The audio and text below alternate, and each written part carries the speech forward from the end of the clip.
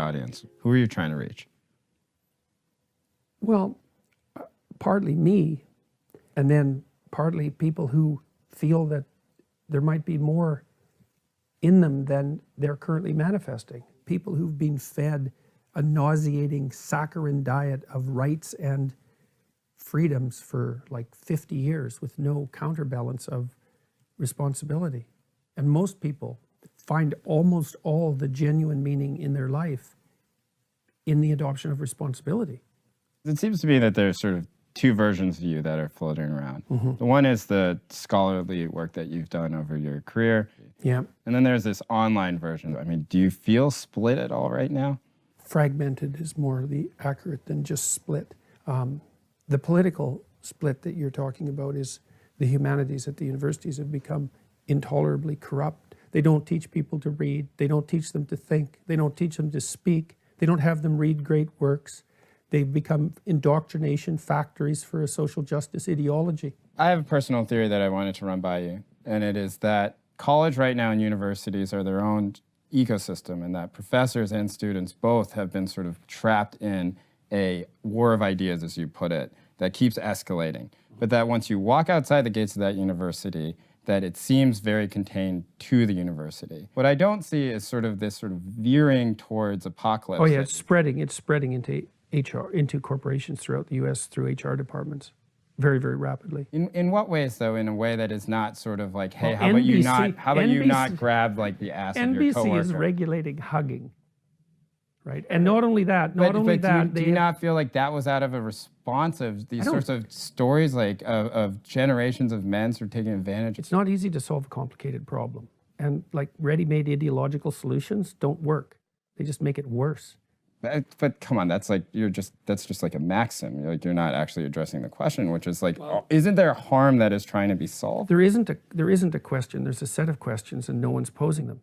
Here's a question: can men and women work together in the workplace? Yes, I do it. How do you know? Because I work with a lot of women. Right. Well, it's been happening for what, 40 years, and things are deteriorating very rapidly at the moment in terms of the relationships between men and women. It's like we don't know if men and women can work together successfully. But in what ways? Because like in the sexual harassment way. Because 40 years ago I would have been, well, I don't know, if I was a white man I would have been Jacqueline's boss and I could have done whatever I wanted, right? And that there would be almost no recourse that a woman who's working under me would have.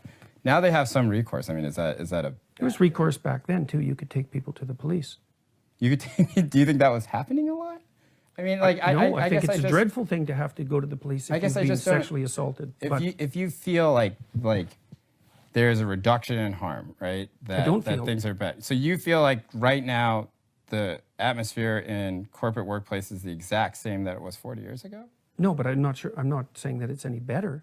It's not any better. Well, maybe it is. What is? I guess like not to ask you to sort of prove a negative, but I think that there's plenty of evidence if you look at all the stories that are coming out. Do you not feel like any of the stories that you've heard about what Hollywood is like, do you feel like that's not evidence that this is a problem?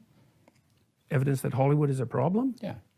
Yeah, but when I look at Hollywood, all these people coming out of Hollywood talking about how sexual misbehavior is a problem, and I think people in Hollywood are talking about that, they've been capitalizing on sexual misbehavior for like 100 years. But that, I mean, look, those are unrelated in a lot of ways. Yeah, like you as a professor should know like about correlation and causation. Like you're basically saying, well, you know, there have been movies with sex in it, therefore a PA on the set of a movie, of course, should be expected to be sexually harassed. No, I'm saying those two are separate worlds in any sort of pure logical sense. Like that is just a classic mix-up of correlation and causation. Why are they separate worlds? We don't know how to draw the boundaries. Because here's the question. So do you feel like any movie that has, like, if you talk about sex in your classroom, or if you talk about sort of sexual behavior in your classroom, and another classroom does not talk about sexual behavior at all, you feel like your classroom would have a higher chance or a higher incidence rate of sexual assault or harassment? No, but I would say that if I was part of an organization that built entire dozens of careers on sexual provocativeness, I would be very careful about like waving the ethical flag in the sexual wars. So you think Hollywood doesn't exploit sex? Hasn't the feminists been saying that for 30 years? The entire entertainment industry does nothing but exploit women sexually. Is that true or not? And if it is true, then aren't they contributing to the problem? And if they're contributing to the problem, But then where's all the ethical... But you're arguing at that point that Hollywood is one sort of totemic idea, that it is one sort of, that a woman who works in entertainment must then like pledge allegiance to this idea of sort of totemic Hollywood and not come out and give her story. Like you're saying that like if that she's like somehow complicit in all of it. The degree to which we're all complicit in what's going on is unspecified. I said already, you know, we don't know how to have an adult conversation about sex. It's not surprising. It's not the least bit surprising. So, I guess I don't like. So then, what is it then? Like, because this seems to be like the sort of collectivist thinking that you rail against. You know, you're saying that Hollywood is one thing, and that Hollywood made its own bed, and therefore Hollywood should not speak about this issue because they're the ones that were pushing this agenda. No, it isn't that they shouldn't speak about it. Or that they should do speak not carefully have the moral about it. authority to. They should speak carefully about it. Do you feel like they're not speaking carefully? Absolutely, they're not speaking carefully. Not in the least. What is out of control about it? Well, trial by public opinion, I suppose, is part of what's out of control about it. Trial by public opinion? Do you think that's what's happening? Yeah, to some degree, sure. It's very easy for people to come forward with accusations and demolish someone's reputation. That's trial by public opinion. So, I mean, and we don't have any conversation about the other side of the coin. You don't think women manipulate men sexually for advancement in the workplace? Do you not think that there has been any sort of pushback against this Me Too movement at all? Yeah, there's been some. Okay, so then what do you mean we don't have conversations about the other side? It seems like every time I read any sort of publication, it's split more or less 50-50 and actually increasingly more towards like maybe this thing is out of control. It seems like that narrative is certainly out there. Yeah, true. It has started to emerge in the last couple of weeks. That's true. Yeah. So then... I don't understand. I guess I don't understand the question exactly. Well, my question is essentially that like when you... Is there sexual harassment in the workplace? Yes. Should it stop? That'd be good if it did. That'd be good. Will it? Well, not at the moment it won't because we don't know what the rules are. Do you think men and women can work in the workplace together? I don't know. Without sexual harassment? We'll see. We'll see. How many years will it take for men and women working in the workplace together? More than 40. To get a sense. More than 40? Mm-hmm. We're new at this. We're new at this. Absolutely. We're completely new at it. It's only been a couple of generations. That's part of the problem, right? Is that we don't know what the rules are. Like, what? Here's a rule. How about no makeup in the workplace? Why would that be a rule? Why should you wear makeup in the workplace? Isn't that sexually provocative? No. It's not? No. Well, what is it then? What's the purpose of makeup?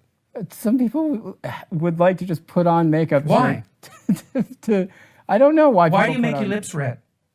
Because they turn red during sexual arousal. That's why. Why do you put rouge on your cheeks? Same reason.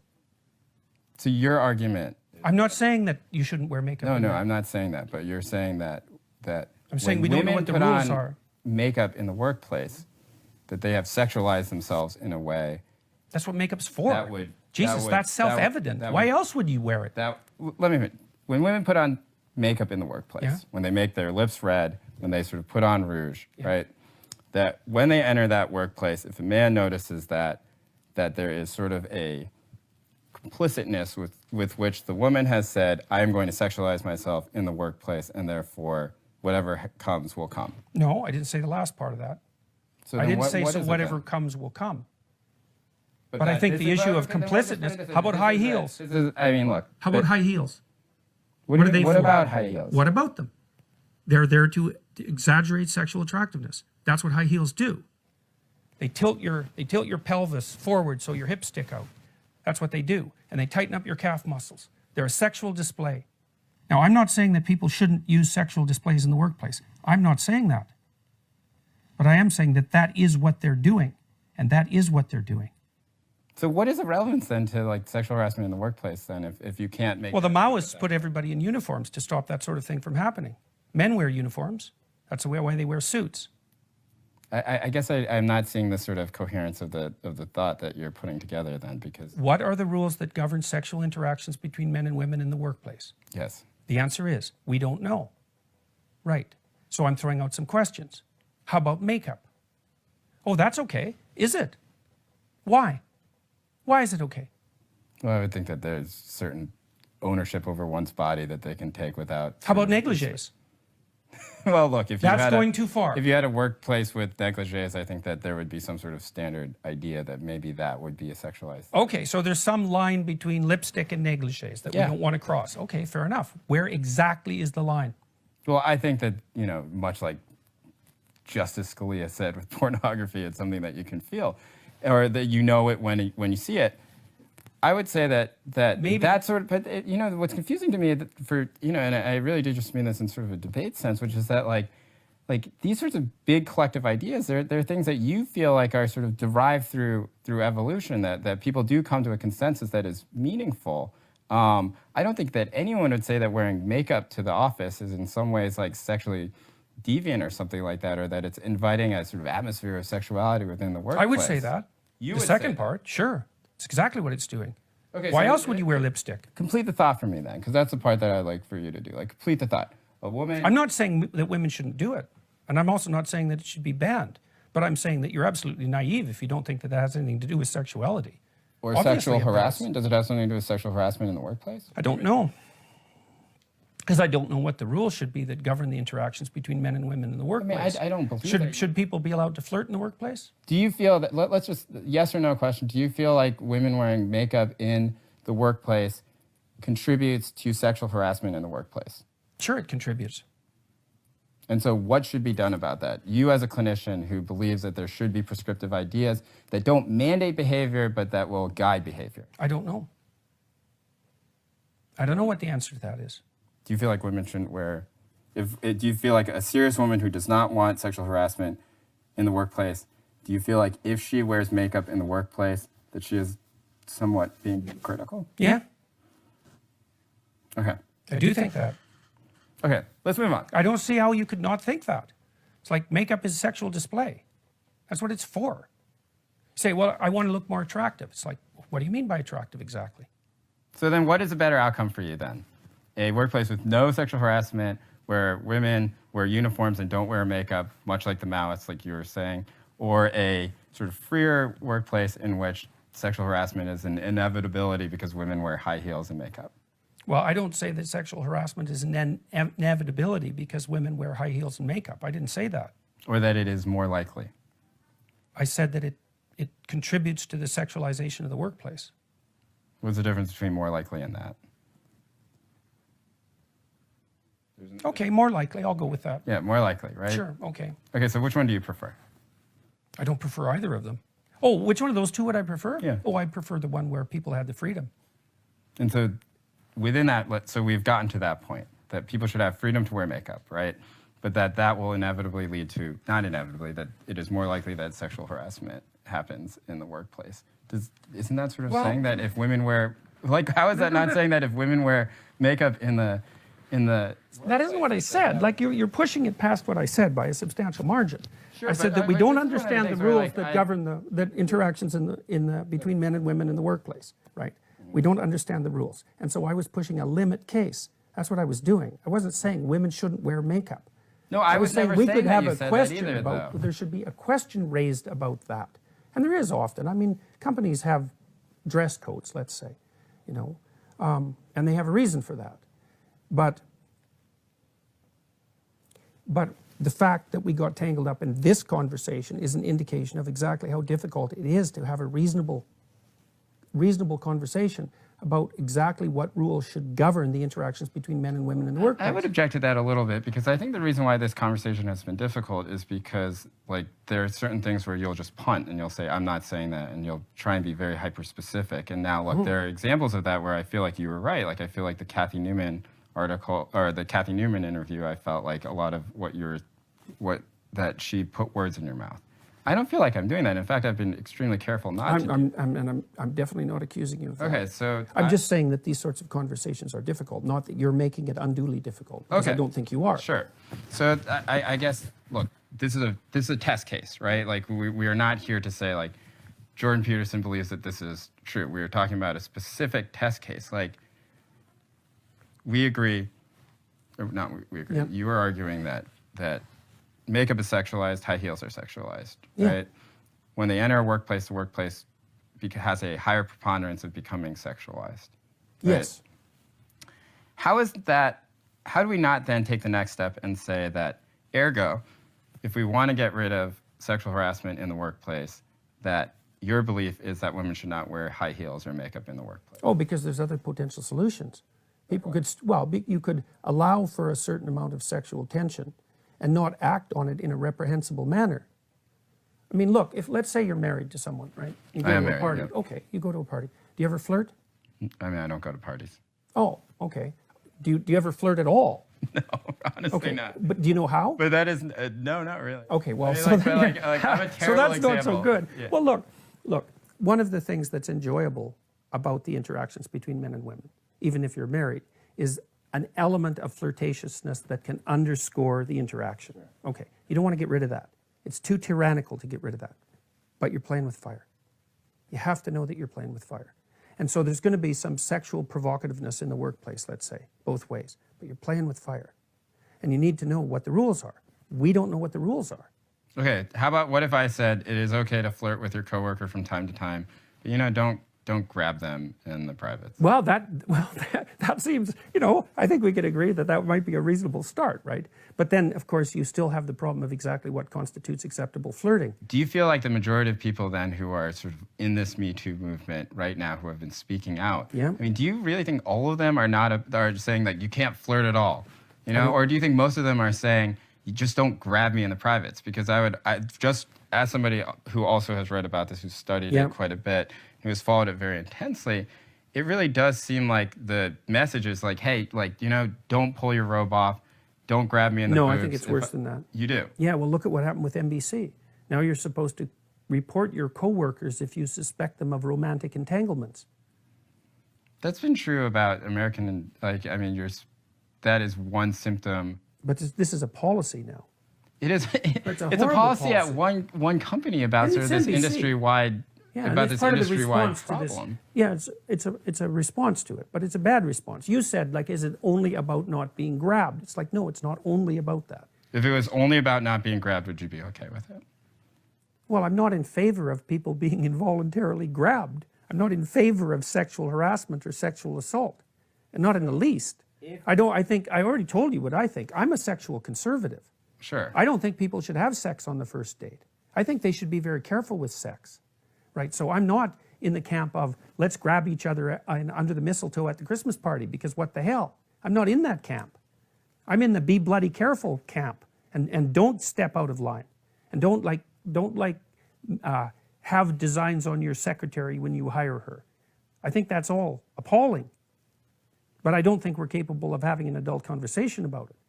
Not as a culture, not even a bit. Let's say that the result of all of this, of the Me Too movement, is that perhaps there are some policies which might strike a sort of civil libertarian such as yourself, or somebody who believes in individual freedom as a bit oppressive, but that women stop getting grabbed in the privates. I don't think that's what'll happen. This is the collateral damage from that. Yeah, no, I is don't that think that'll is that not happen. a win? Is that not a win for somebody who doesn't think that women should be grabbed in the privates? I don't think that's what'll happen. Why? Because I don't think that the ideas that are being put forth have the kind of power that will transform people's behavior in a reasonable manner. Okay, that's very vague. Can you just No, talk it's about not. You've essentially said, well, I don't believe that that the ideas are going to work. They're not concrete enough. They're not concrete enough? Yeah. I mean, I think that almost every big media organization has specifically rewritten their policies in the past few months with very concrete examples of things that are not okay. I mean, do you not think that those are concrete enough? Well, maybe. It's possible. I don't know the policies well enough to be certain. My sense generally is that, what would you say it? Outraged mob activism generally doesn't translate very well into intelligent policy. But, it's possible that but it some does things, lead to change. We'll One of see. the things that you've talked about is that a lot of times you talk to these young men who are sort of flirting with far-right ideologies, and you try and bring them back. What is that process like? How do you bring someone back from the far right? Tell them a better story. What is the better story? Grow the hell up. Take your place in the world. You've got something to contribute. Make a plan. Live as an individual. Stay away from the identity politics pathology. It's just an excuse for failing to live your life in a respectable and noble manner. It's a way better story than go wave your idiot far-right flag at some rally with a bunch of pasty-faced morons. What kind of pathetic behavior is that? So it's time to grow the hell up. Are you worried at all that you're sort of attracting a crowd that you might not want to attract? No, I'm not. I'm worried always that I'll make a mistake in what I say. Impulsive mistake, careless mistake, that I won't be on top of things in a combative interview, that sort of thing. And then I'll make a mistake. I've been worried about that almost to the exclusion of everything else for the last 15 months. But I'm not worried about the impact of what I'm doing because the evidence is overwhelming that it's positive. Thank you.